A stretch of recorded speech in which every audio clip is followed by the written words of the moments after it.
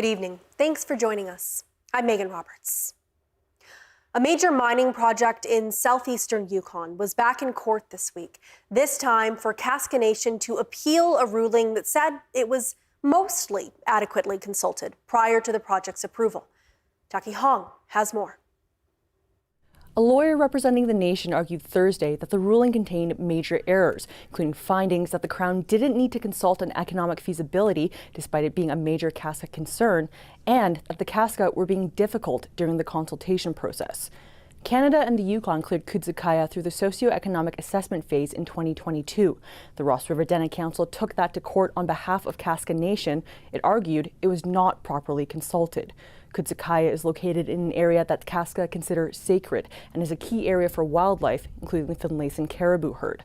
But a Yukon Supreme Court judge ruled this year that the Crown had mostly done its job and only ordered more consultation on a letter submitted by Casca First Nations the day before the project approval was issued. Casca Nation's lawyer also took issue with that, arguing that the original judge put too many restrictions on how and when that consultation could take place, enough to represent an overstep on Crown discretion. The Yukon government, Attorney General of Canada, and project proponent BMC Minerals all opposed the appeal. Earlier today, lawyers for all three parties said appropriate consultation took place and the original court decision should be allowed to stand. A panel of three judges who heard the appeal will give their decision at a later date. Jackie Hong, CBC News, Whitehorse. Meanwhile, outside the courthouse, people supporting the Casca Nation have been gathering for teach-ins this week. Today, organizer and academic Leanne Charlie gave a crash course in modern treaties and Casa Rights. Unlike the majority of Yukon First Nations, the Casca haven't signed a land claim agreement. We have no treaty, so we say we still have a say on our land. And the word of mine is as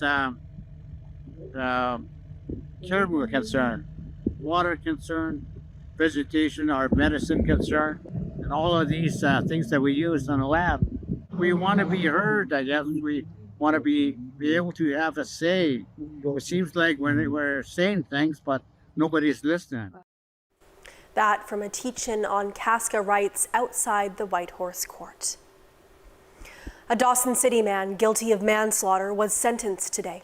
Kane Morgan will serve 6 years in prison with credit for time already served for killing BC man Kevin McGowan in April of 2018. Both men were living in Dawson City at the time. Virginia Ann reports. Before issuing her sentence, Chief Justice Susan Duncan recognized that this has been a unique, very tragic case for several reasons. Let's recall that Morgan and McGowan met in April 2018. McGowan had recently moved to Dawson City. On the night McGowan died, the two men were hanging out at a bar. They were later seen walking downtown, shouting, "I love you, men," to each other. The court, however, also heard that Morgan's behavior was wild and erratic throughout the night. McGowan was later found dead in the street. The trial revealed that Morgan was heavily intoxicated with alcohol and drugs, and because of that, it's believed that Morgan was experiencing paranoia and psychosis. Morgan admitted to causing McGowan's death by blunt force trauma. Duncan said on one hand, the crime had and continues to have a horrific impact on everyone. She pointed to Morgan's past history of being aggressive while intoxicated.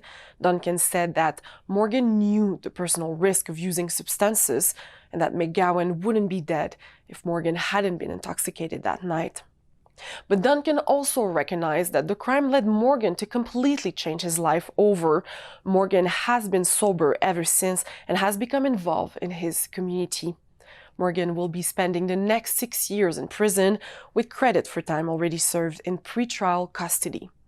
Virginie Ann, CBC News, Whitehorse. The Northwest Territories Information and Privacy Commissioner is raising significant staffing concerns to MLAs. Andrew Fox presented his annual report yesterday. He said his office can't keep up with ATIP requests. An Access to Information and Protection of Privacy request, or an ATIP, allows the public to ask for records from public bodies. The CBC's Jocelyn Chappelle has more. Despite a decrease in access to information requests this past fiscal year compared to the previous, the Information and Privacy Commissioner Andrew Fox said that responses still couldn't be delivered on time. The main reason being not enough employees. When Department of Justice took over responsibility for a lot more of the work for all those other public bodies, they didn't put much more resources into it either, and I don't know that any of the public bodies contributed some of their resources to the Department of Justice to staff up that office well. So the act changed, the rules changed, maybe by creating more oversight, made things a little more strict. But it doesn't seem that anyone really asked themselves the question, well, why is it taking so long? Because I think the obvious answer would be, well, you don't have enough people doing the work. MLA Kate Reid said some jurisdictions are looking at monetary penalties for late requests and asked Fox if that would help. He said they may not be the right solution. It's a possibility. I mean, the whole idea behind putting penalties onto activities is to deter that activity. I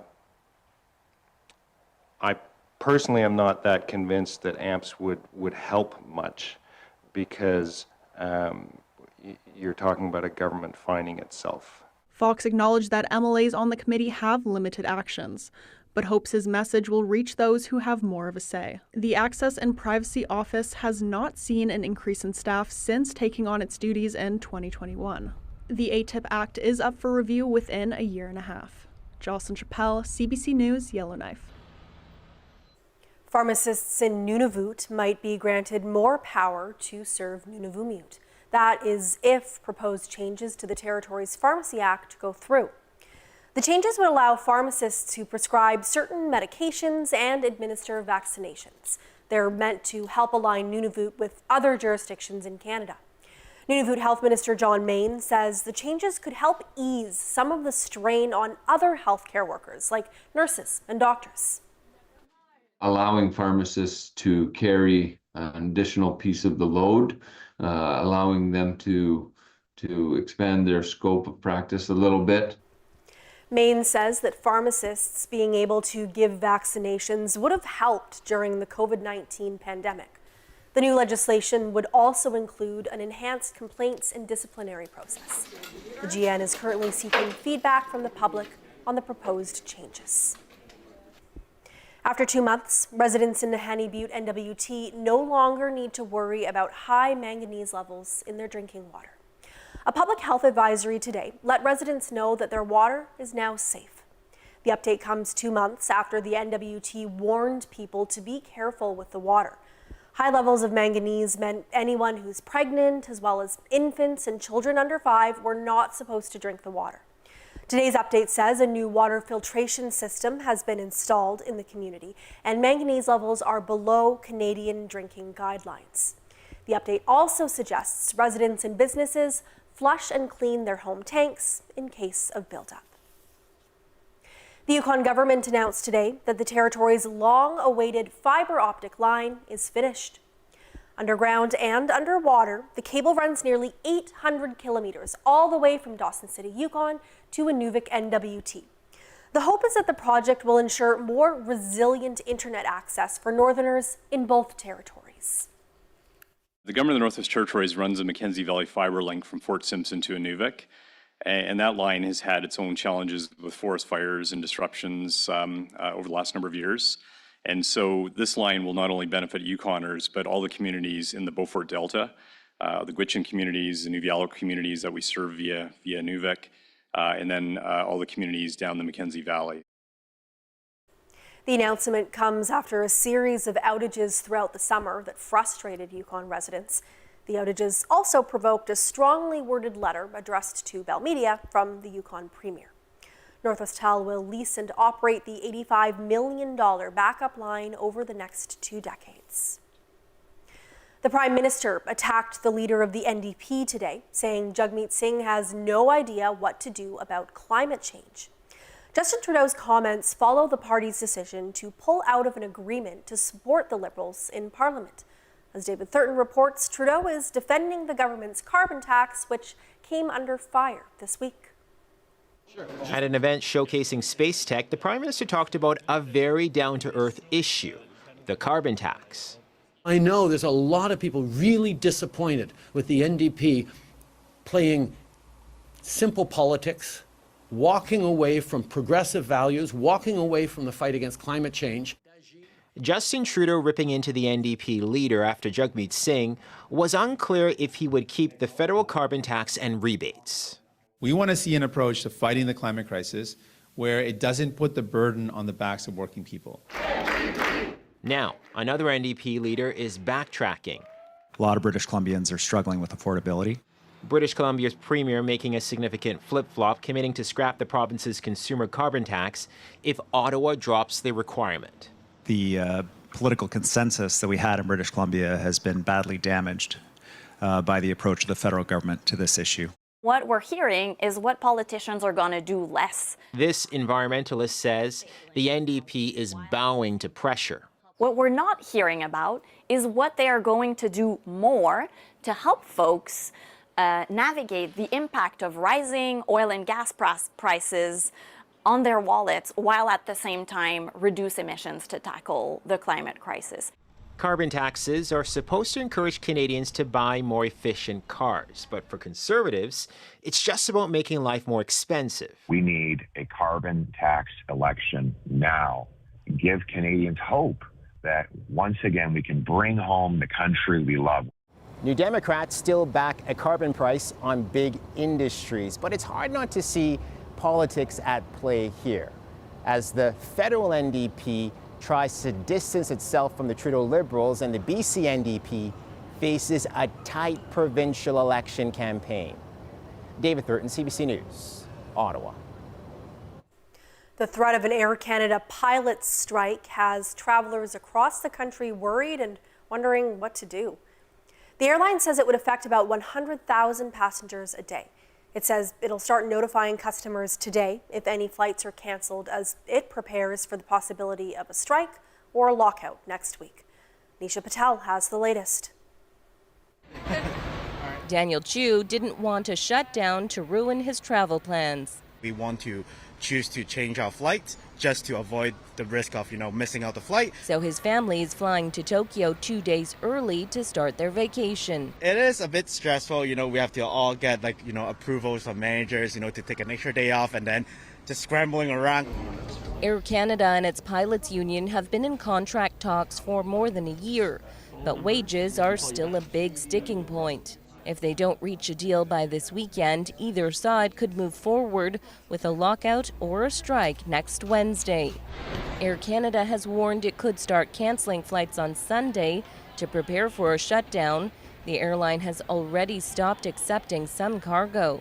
I do have to get back for work, so I just bit the bullet. Christine Renault was visiting Newfoundland to hike the East Coast Trail, but was forced to cut her trip short by almost a week. To be honest, it is frustrating because I'm really disappointed because I really loved this hike so much. Travel agents have been flooded with calls from worried customers.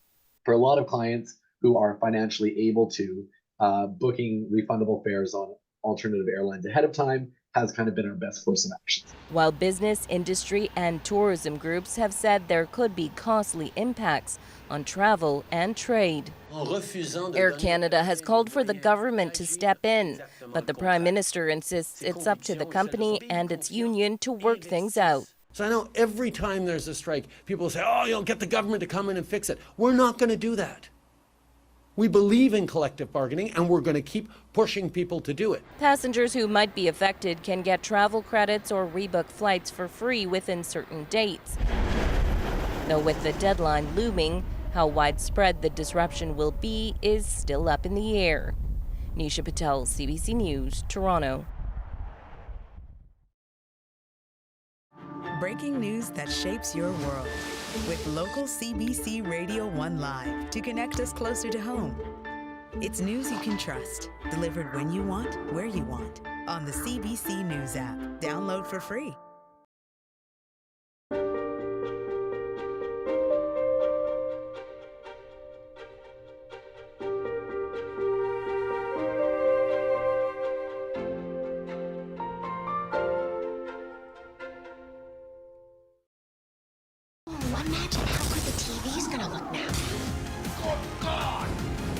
This is incredible. Did you know this? As if. Could the pressure be any higher?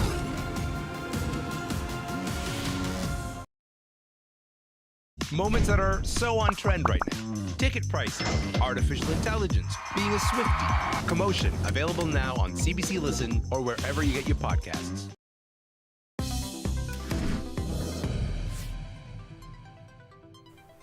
NUNAVUT Animal Rescue is working to get consistent veterinary services in Iqaluit. The organization was previously known as the Iqaluit Humane Society. Currently, it's planning to have regular veterinary services on a rotating basis in the city. A vet technician arrived in Iqaluit yesterday and will be taking appointments until September 19th. It's part of a plan for regular monthly services. NUNAVUT Animal Rescue says it's been trying to fill the gap in animal care that was created 2 years ago when the last veterinarian closed up shop. Trying to get vets up here about once a month so that we can meet that need. And we have had a waiting list for pretty much every vet we have run. So far, veterinarian practitioners have been confirmed into November. The rescue is also actively looking for a vet on a permanent, full-time basis. Pet owners who need anything from checkups to vaccinations can make an appointment with NUNAVUT Animal Rescues. Ottawa public health officials have confirmed the country's first death from a rare mosquito-borne illness. The man died last month of brain inflammation. Jennifer Yoon has a closer look at the virus and why cases may be underreported. A rare virus that spreads from mosquitoes to humans, now confirmed in Canada. Public health officials say a lab test confirms an Ottawa resident died after being infected with Eastern equine encephalitis in August. It's the first known case in this country in years. There's no question that once it reaches the brain, it's very serious. It's a very serious illness, and your chances are about 1 in 3 of dying. Most of the time, the symptoms are common, like fever, headache, and vomiting, that clear up after a week or two. But it can be catastrophic, including neurological symptoms and even death. There's no known cure and no vaccine for humans. Wherever that mosquito has a footprint in North America, that's where EEE risk resides. There have only been a handful of reported cases in Canada, but public health agencies aren't required to monitor it, which experts say can skew the numbers. Certainly, the number of cases of Eastern equine encephalitis, just like the number of cases of West Nile virus encephalitis, are underreported. In the U.S. Northeast, there have been 8 confirmed cases this summer and at least 1 death. Vermont's health department urged residents in some towns to stay inside between 6 p.m. and 6 a.m. Experts say what's happening in the U.S. could be a taste of what's coming our way. It's only a matter of time until we get more cases. Warnings like that leading a push for change in Canada. I don't think to date it's been necessary to have a separate EEE surveillance program, but I would say within the next 5 to 10 years, we probably will have one. Avoiding mosquito bites is the best way to avoid the infection, say experts. But the good news, once the first frost arrives, the mosquito population will die off, along with the threat, at least until next summer. Jennifer Yoon, CBC News, Toronto. Leaders from urban centres across the circumpolar north were in Whitehorse this week. They're part of the Arctic Urban Regional Cooperation Network. That's a European Union-funded network that brings together municipal leaders to share knowledge and promote sustainable development across the Arctic. In Whitehorse, the delegates learned about tourism, Indigenous inclusion, and climate challenges. They even visited the giant Whitehorse South fuel break. What I think we get the most out of this is that we hear different examples of ways to do things in different communities. So each one of us takes out different aspects to bring home and apply. So it's not necessarily one-way path.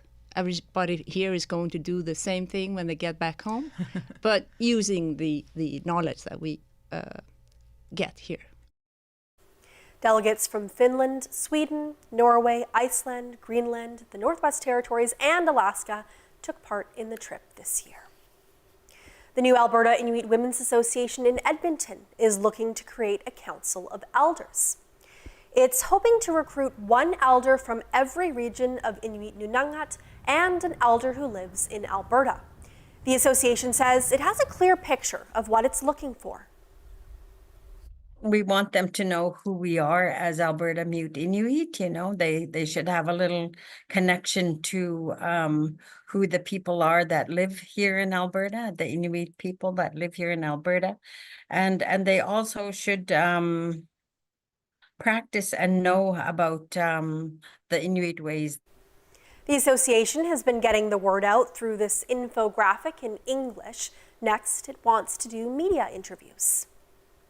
Right now, we're just sharing an infographic as well as an email with more information to all the different governments of the 4 Inuit regions in Canada, plus any contacts that I have here in the city.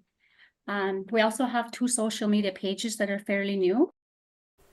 Elders who are interested in becoming a member of the council can contact the Alberta Inuit Women's Association. Inuvic's new senior administrative officer is a familiar face. Cynthia Pelaya moved to the community in 2018 to become the Director of Protective Services. She says she's eager to continue her work planning for Inuvic's future. Looking at our buildings and melting permafrost and how are we going to manage that for the future. And I believe if we start planning for it now, we'll be better able to adapt in the future to that in terms of infrastructure. Pelaya oversaw municipal enforcement and the fire department for 5 years. She's been in the role of acting SAO for the last 7 months. Pelaya was officially sworn in by Inuvik Town Council this past Wednesday night, and she says she wants to see a strong turnout for next month's election. Inuvik will vote for a new mayor and town council on October 21st. Nominations opened on September 9th. There are still over a dozen tents set up at a homeless encampment in Yellowknife. The GNWT told the campers they needed to leave the area on 51st Street by yesterday at the latest. CBC News asked the government if police will be called in to move people who refuse to go. A GNWT spokesperson says they're looking into options for next steps, but they're hoping for a resolution with everyone's collaboration. The GNWT says staff have been at the site to offer residents rides and storage for their belongings and ensure they have somewhere else to go. New parents in the Yukon, no matter their income, are now entitled to some baby basics. The first set of expecting moms received baby baskets in Whitehorse today. It's part of a project organized by the territorial government and the Yukon Midwifery Program. Thank you for being Referred patients get a box filled with newborn needs like a mattress, thermometer, books, and sleepers. Yukon Health Minister Tracy Ann McPhee says the initiative is focused on helping babies and their families. The birth of a new baby is such an exciting time and an opportunity to acknowledge the bright hopes and big dreams that we all share for the next generation of Yukoners, their families, and our communities. The project will cost about $100,000 a year. About 200 baskets are made and ready to go for growing families. Officials expect the project to be fully implemented in the next Health and Social Services budget.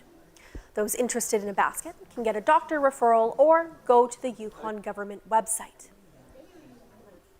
A NUNAVUT wrestling club is visiting 9 communities to run coaching clinics. The coach behind the project hopes it'll boost wrestling in the territory. Chris Crooks is the president of Cambridge Bay Wrestling. He'll run coaching clinics across Nunavut and build instructional videos and manuals to help young Inuit learn how to teach others. It's very difficult to develop coaches in the north in isolation because the lack of competition. So you're just in your own community. So who will you learn from if no one really in that community is skilled? The club hopes to support wrestlers as they transition out of competition and into coaching. Gold medalist wrestler Ikiluak Gabalak says practicing the sport has been a healing experience for him. Now he's committed to helping others find the same sense of fulfillment through wrestling. Now that I can't go to these games because I'm too old. It's just thinking of like the younger generation, knowing what they went through and knowing what the sport has done for me. The videos in the manual will use local Inuit wrestlers. They'll also be available in Inuktitut and other dialects. Cambridge Bay wrestlers and coaches will be traveling to communities this fall. The 8th annual Festival by the Lake is starting tonight in Baker Lake, NUNAVUT. Entertainers will perform throughout the weekend. The hamlet says attendees can look forward to throat singing, magicians, and rock bands. It's our 8th annual Festival by the Lake. We're beginning Friday night, opening ceremony 7:00 p.m. The show's starting at 8:00. The festival runs until Sunday night, and there will also be a gold bar on display from Agnico Eagle Mines.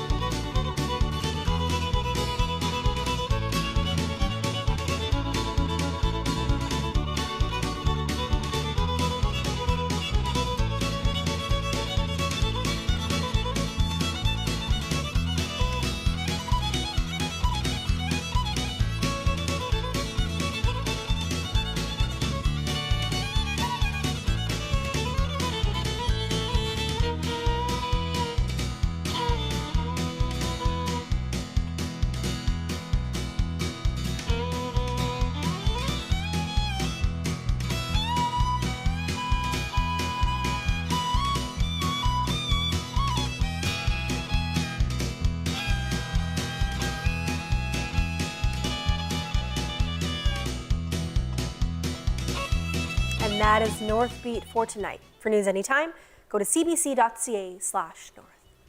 Thank you for watching. I'm Megan Roberts. Have a great weekend.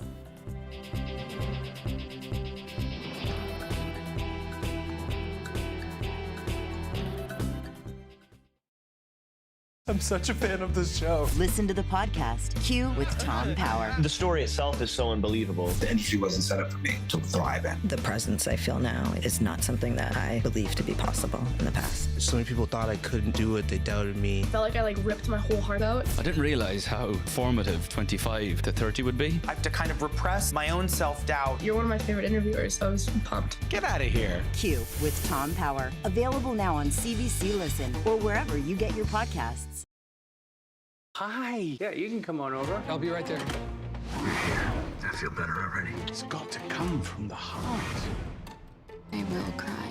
They're so together. Spicy. Now we're all just getting the sillies. How much more connected do you want to be? Yeah. Is this a team meeting? Because I'm part of the team. See you there. I've lived through today, this day, before. What would you be prepared to do if you had one more chance? Anything. Welcome to Plan B Agency. Select your desired destination.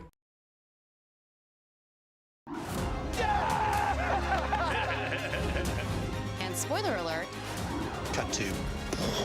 Well, we're not cutting to. What ladies want to watch? Physical activity helps you feel younger, so you can age better. Everything gets better when you get active. News you can trust, delivered when you want, where you want, with local CBC Radio 1 Live to connect us closer to home on the CBC News app. Download for free.